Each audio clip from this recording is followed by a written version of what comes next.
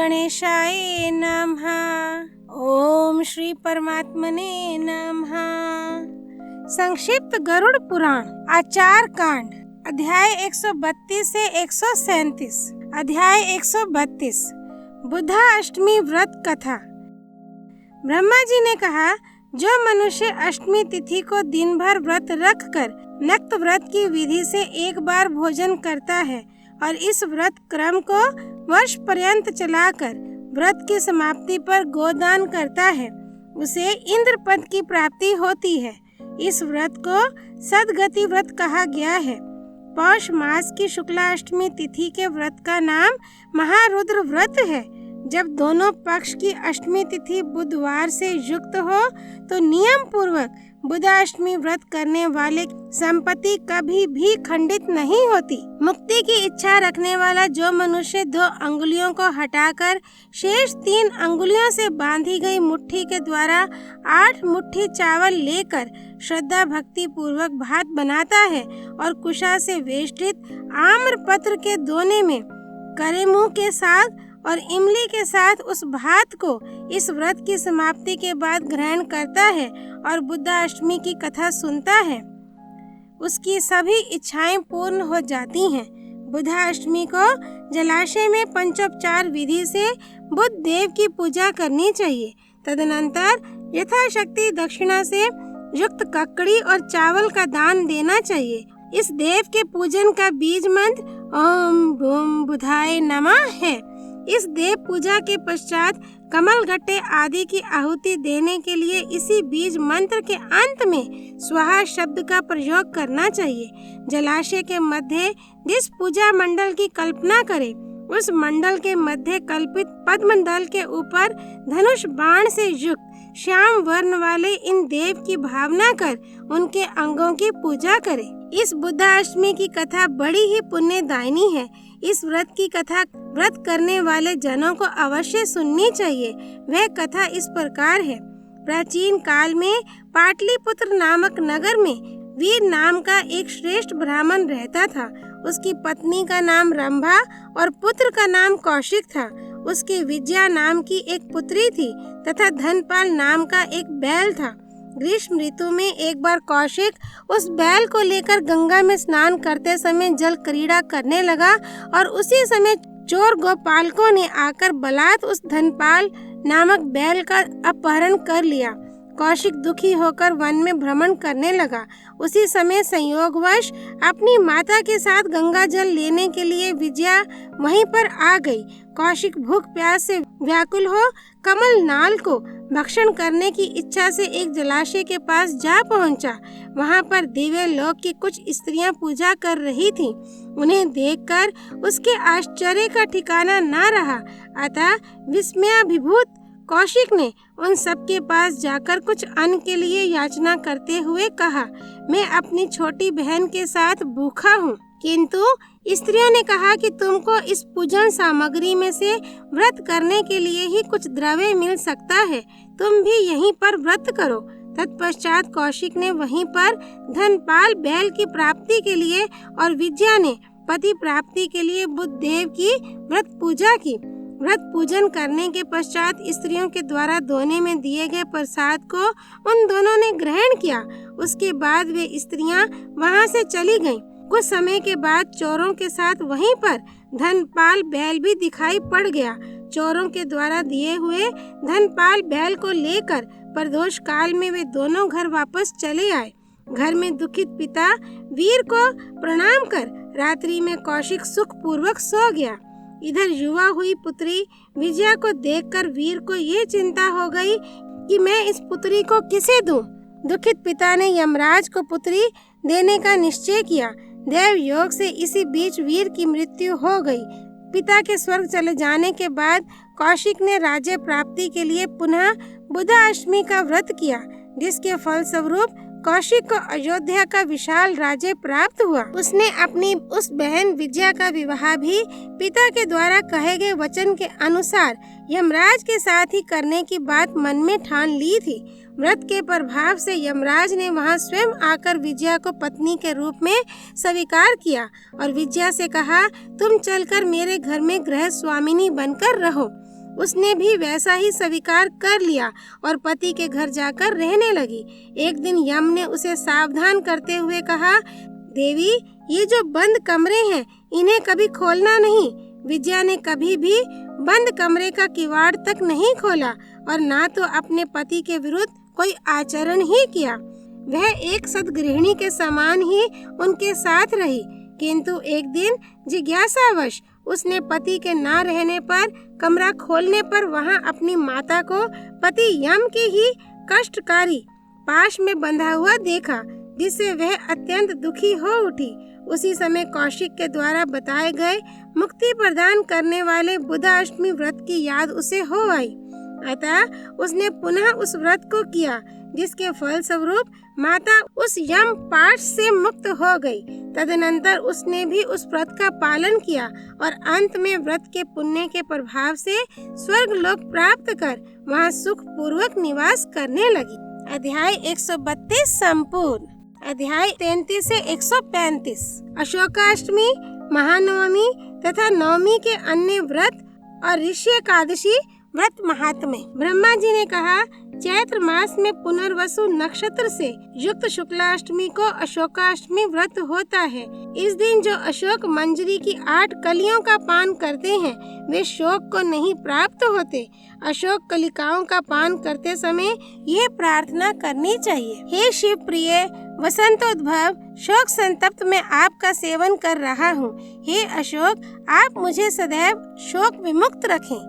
ब्रह्मा जी ने पुनः कहा, आश्विन मास में उत्तराषाढ़ नक्षत्र तथा शुक्ल पक्ष की अष्टमी से युक्त जो नवमी होती है उसे महानवमी कहा जाता है। इस तिथि को स्नान दान आदि करने से अक्षय पुण्य की प्राप्ति होती है।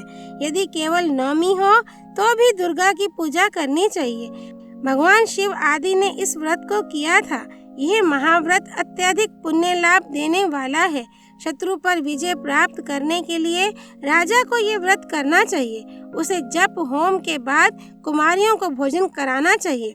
इस व्रत में देवी के पूजनादि कृत्यों में प्रयुक्त होने वाला ओम दुर्गे दुर्गे रक्षिणी स्वाहा यह मंत्र है। व्रती को चाहिए कि वह अष्टमी तिथि को लकड़ियों से देवी के लिए 9 अथवा 1 भवन मंडप का निर्माण करे। उसमें देवी की सुवर्ण या रजत मूर्ति स्थापित करे। देवी की पूजा शूल, खड्ग, पुस्तक, पट अथवा मंडल में करनी चाहिए। 18 हाथों वाली दुर्गा देवी अपनी बाईं ओर के हाथों में कपाल, खेटक, घंटा, दर्पण, तर्जनी, धनुष, ध्वज, डमरू और पाश धारण करती हैं। उनके दाहिनी ओर के हाथों में शक्ति, मुदगर, शूल, वज्र, खड्ग, अंकुश, शर, चक्र और शलाका नामक आयुध रहते हैं। दुर्गा देवी के अतिरिक्त अन्य देवियों की जो प्रतिमाएं होती हैं उनके 16 हाथ माने गए हैं। अंजन और डमरू उनके हाथों में नहीं रहता। रुद्रचंडा, प्रचंडा, चंडोग्रा, चंडनायिका, चंडा, चंडवती, चंडरूपा तथा अति चंडिका, इन 8 देवियों के अतिरिक्त नवी देवी उग्रचंडा है। ये उग्रचंडा देवी अन्य 8 देवियों के बीच प्रज्वलित अग्नि की प्रभा के समान सुशोभित होती हैं। रुद्रचंडा का वर्ण रोचना के समान, प्रचंडा का अरुण, चंडोग्रा का कृष्ण, चंडनायिका का नील, चंडा का धूम्र, चंडवती का शुक्ल, चंडरूपा का पीत, अति चंडिका का वर्ण पांडुर और उग्रचंडा का वर्ण अग्नि की ज्वाला के समान है। देवी उग्रचंडा सिंह पर स्थित रहती हैं। इनके आगे हाथ में खड्ग लिए महिषासुर स्थित रहता है। देवी अपने एक हाथ से उस महिषासुर का मुंड युक्त कच्छ केश पकड़े हुए स्थित रहती हैं। इन भगवती उग्रचंडा के दशाक्षरी विद्या मंत्र ओम दुर्गे दुर्गे रक्षिणी स्वाहा का जप करके मनुष्य किसी भी बाधा से बाधित नहीं होता। 15 अंगुल वाले खड्ग तथा त्रिशूल के साथ ही देवी की उग्र शक्तियों पूतना, पाप राक्षसी, चरकी, विदारिका की भी नैऋत्य आदि कोणों में यथा विधि पूजा करनी चाहिए। राजाओं को शत्रु आदि पर विजय प्राप्त करने के लिए विविध मंत्रों से इस महानवमी को देवी की विशेष पूजा करनी चाहिए।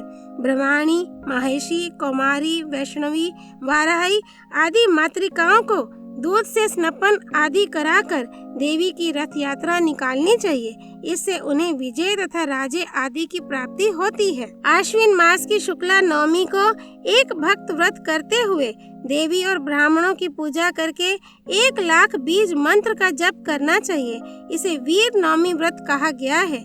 चैत्र शुक्ला नवमी को देवी की पूजा दमनक नामक पुष्प से करनी चाहिए। ऐसा करने से आयु, आरोग्य और सौभाग्य की प्राप्ति होती है तथा व्रती शत्रु से अपराजित रहता है। इसे दमनक नवमी व्रत कहा जाता है। इसी मास की शुक्ला दशमी को एक भक्त व्रत करके वर्ष के अंत में 10 गौओं का दान तथा दिक्पालों को स्वर्ण मेखला का निवेदन करने वाला समस्त ब्रह्मांड का स्वामी हो जाता है। इसका नाम दिग्दशमी व्रत है। एकादशी तिथि को ऋषि पूजा करने का विधान है। इससे व्रती का सब प्रकार से उपकार होता है। वह इस लोक में धनवान और पुत्रवान होकर रहता है और अंत में उसे ऋषि लोक में प्रतिष्ठा प्राप्त होती है। चैत्र मास में दमनक पुष्प तथा इन्हीं पुष्पों से बनी माला द्वारा मरीचि, अत्रि, अंगिरा, पुलस्त्य, पुलहा, क्रतु, प्रचेता, वशिष्ठ, भृगु और नारद इन ऋषियों की पूजा करनी चाहिए। अध्याय 133 से 135 संपूर्ण। माँ भगवती दुर्गा की जय। अध्याय 136 श्रवण द्वादशी व्रत। ब्रह्मा जी ने कहा, अब मैं प्राणियों को भोग और मोक्ष प्रदान करने वाले श्रवण द्वादशी व्रत का वर्णन करूंगा। श्रवण नक्षत्र से युक्त एकादशी और द्वादशी तिथि जब एक ही दिन पड़ती है तो उसे विजया तिथि कहा जाता है। इस दिन हरि की पूजा आदि करने से प्राप्त पुण्य का फल अक्षय होता है। एक भुक्त व्रत करने से अथवा नक्त व्रत करने से या अयाचित व्रत करने से अथवा उपवास या भिक्षाचार करने से इस द्वादशी व्रत का पुण्य क्षीण नहीं होता है। व्रती को इस द्वादशी के दिन कांस्य पात्र, मांस, शहद, लोभ, असत्य भाषण, व्यायाम, मैथुन, दिन में सोना, अंजन, पत्थर पर पिसे हुए द्रव्य तथा मसूर का प्रयोग नहीं करना चाहिए। यदि भाद्रपद मास में शुक्ल पक्ष की द्वादशी तिथि श्रवण नक्षत्र से युक्त हो तो वह द्वादशी बहुत ही महत्वपूर्ण होती है। उस दिन उपवास करने से महान फलों की प्राप्ति होती है। यदि यह तिथि बुधवार से भी युक्त हो तो इस दिन नदियों के संगम में स्नान करने से महनीय फल प्राप्त होते हैं।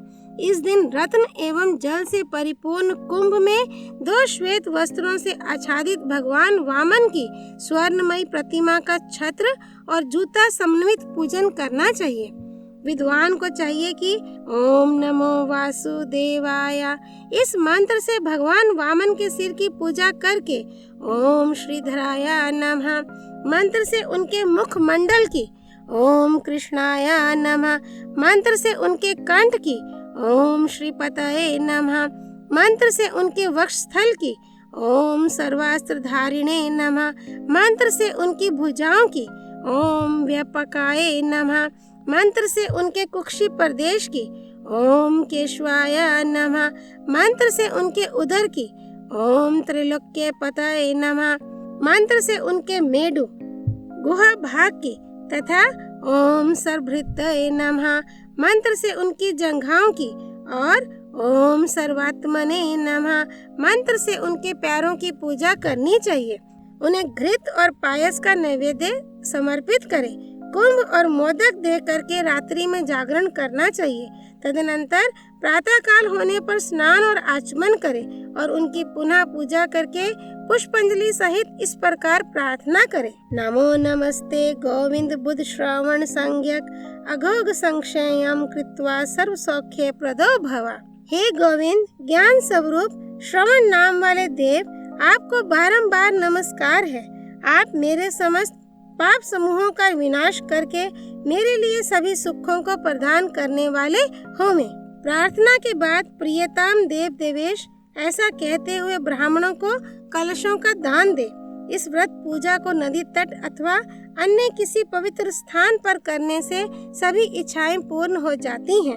अध्याय 136 संपूर्ण। भगवान श्री कृष्ण की जय। अध्याय 137 तिथि व्रत, वार व्रत एवं नक्षत्र आदि व्रत निरूपण और प्रतिपदा आदि तिथियों में पूजनीय देवता।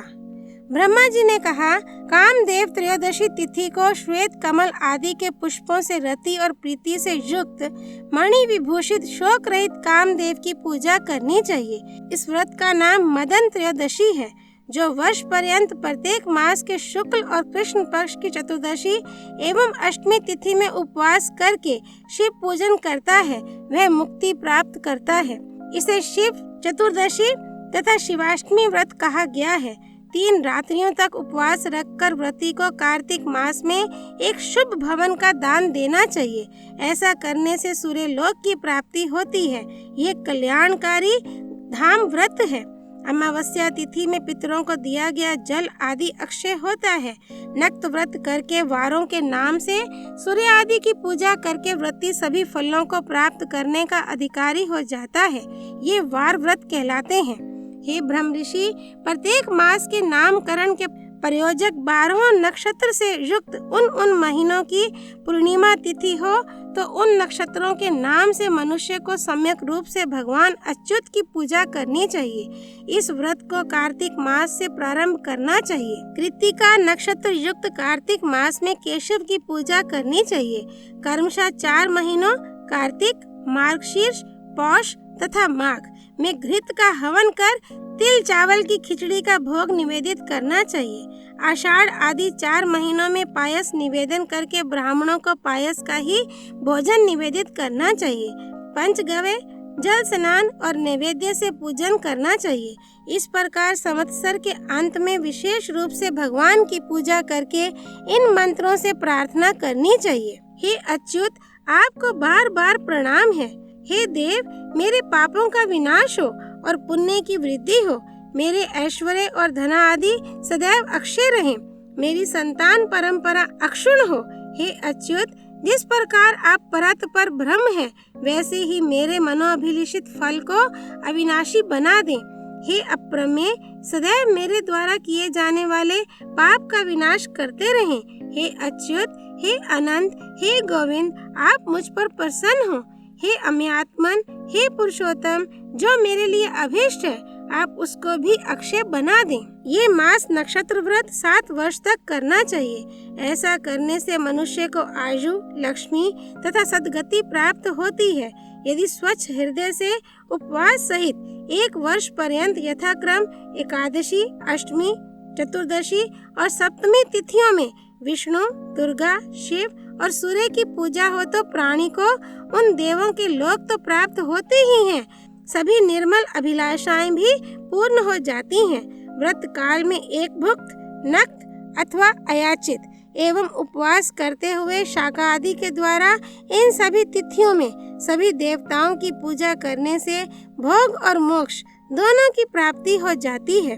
प्रतिपदा तिथि में कुबेर, अग्नि, नासत्य और दस्त्र नामक देव पूजे हैं। द्वितीय तिथि में लक्ष्मी तथा यमराज, पंचमी में श्री समन्वित पार्वती, नाग गणों की पूजा करनी चाहिए। षष्ठी तिथि में कार्तिकेय तथा सप्तमी में अर्थदाता सूर्य देव की पूजा विहित है। अष्टमी तिथि में दुर्गा, नवमी में मातृकाओं एवं तक्षक की पूजा का विधान है। दशमी में इंद्र और कुबेर तथा एकादशी में सप्तऋषियों की पूजा करनी चाहिए। द्वादशी तिथि में हरि, त्रयोदशी में कामदेव, चतुर्दशी में महेश्वर शिव, पूर्णिमा में ब्रह्मा तथा अमावस्या में पितरों की पूजा करनी चाहिए। अध्याय 137 संपूर्ण। त्वमेव माता च पिता त्वमेव, त्वमेव बन्धुश्च सखा त्वमेव, त्वमेव विद्या द्रविणां त्वमेव, त्वमेव सर्वं मम देव देव।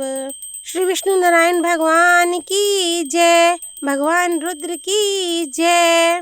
गरुड़ पुराण की जय। श्री हरि अर्पणमस्तु।